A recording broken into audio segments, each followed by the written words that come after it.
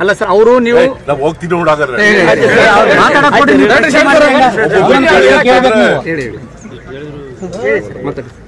ನೀವು ಕೇಳಿದಕ್ಕೆಲ್ಲ ಉತ್ತರ ಕೊಡಕ್ಕಾಗುತ್ತೆ ನಾನು.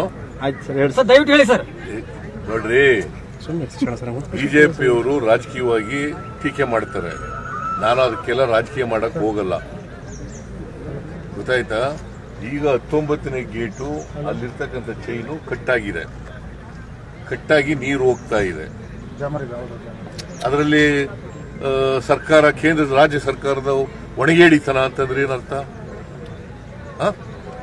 ನಾವು ಅದರ ಮೇಂಟೆನೆನ್ಸು ಅವೆಲ್ಲ ನೋಡ್ಕೊಳ್ತಕ್ಕಂಥದ್ದು, ತುಂಗಭದ್ರಾ ಡ್ಯಾಮ್ನೆಲ್ಲ ನೋಡ್ಕೊಳ್ತಕ್ಕಂಥದ್ದು, ಬೋರ್ಡ್ ನೋಡ್ಕೊಂಡು, ಗೊತ್ತಾಯ್ತಾ. ನಾನು ಈಗ ಯಾರನ್ನೂ ಕೂಡ ಇಂಥವರೇ ತಪ್ಪು ಮಾಡಿದ್ದಾರೆ ಅಂತ ಹೇಳಕ್ ಹೋಗಲ್ಲ. ಚೇರ್ಮನ್ ತಪ್ಪು ಮಾಡಿದ್ದಾರೆ, ಅಥವಾ ಇನ್ಯಾರೋ ಆಂಧ್ರದವ್ರು ತಪ್ಪು ಮಾಡಿದ್ದಾರೆ, ತೆಲಂಗಾಣದವ್ರು ತಪ್ಪು ಮಾಡಿದ್ದಾರೆ, ಕರ್ನಾಟಕದವ್ರು ತಪ್ಪು ಮಾಡಿದ್ದಾರೆ ಅಂತ ಹೇಳಕ್ ಹೋಗಲ್ಲ.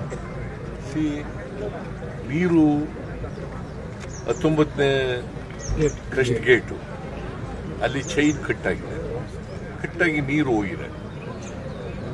ನೀರು ಈಗ ನಮ್ಗೆ ಇರ್ತಕ್ಕಂಥ ಪ್ರಶ್ನೆ ಏನಪ್ಪಾ ಅಂತಂದ್ರೆ, ನೀರು ತುಂಬಿತ್ತು, 105 TMC ನೀರುವರೆಗೂ ತುಂಬಿತ್ತು. ಆ ನೀರಿನಲ್ಲಿ 50 TMC ಅಥವಾ 60 TMC ನೀರನ್ನು ಹೊರಗಡೆ ಬಿಡಬೇಕು. ಯಾಕಂದ್ರೆ ಅದು ರಿಪೇರಿ ಮಾಡಬೇಕಲ್ಲ. ಇನ್ನೂ ಸುಮಾರು 60 TMC ನೀರು ಉಳಿತದೆ. ಸೊ ರೈತರಿಗೆ ಯಾವ ಕಾರಣಕ್ಕೂ ಕೂಡ ವ್ಯವಸಾಯಕ್ಕೆ ತೊಂದರೆ ಆಗಲ್ಲ, ಗೊತ್ತಾಯ್ತಾ. ಮೊದಲನೇ ಬೆಳೆಗೆ ಯಾವ ತೊಂದರೆ ಇಲ್ಲ. ಇನ್ನು ನಾವು ಆಗಸ್ಟ್ ತಿಂಗಳು 12ನೇ ತಾರೀಕು ಓದ್ತಿರೋದು, 13ನೇ ತಾರೀಕು. ಇನ್ನು ಸೆಪ್ಟೆಂಬರ್, ಅಕ್ಟೋಬರ್ ಮಳೆ ನೀರು ತುಂಬತಕ್ಕಂಥ ಸಾಧ್ಯತೆ ಇದೆ, ಗೊತ್ತಾಯ್ತಾ. ನಾವು ತುಂಬುತ್ತದೆ ಅಂತಕ್ಕಂಥ ಹೋಪ್ಸ್ ಇಟ್ಕೊಳ್ಳೋಣ. ಮಳೆ ಬರ್ತಾ ಇದೆ, ಯಾಕಂದ್ರೆ ಹವಾಮಾನ ಮುನ್ಸೂಚನೆ ಪ್ರಕಾರ ಆಗಸ್ಟ್ 15 ಆದಮೇಲೆ ಮತ್ತೆ ಮಳೆ ಬರ್ತದೆ ಅಂತಕ್ಕಂಥ ನಿರೀಕ್ಷೆ ಇದೆ.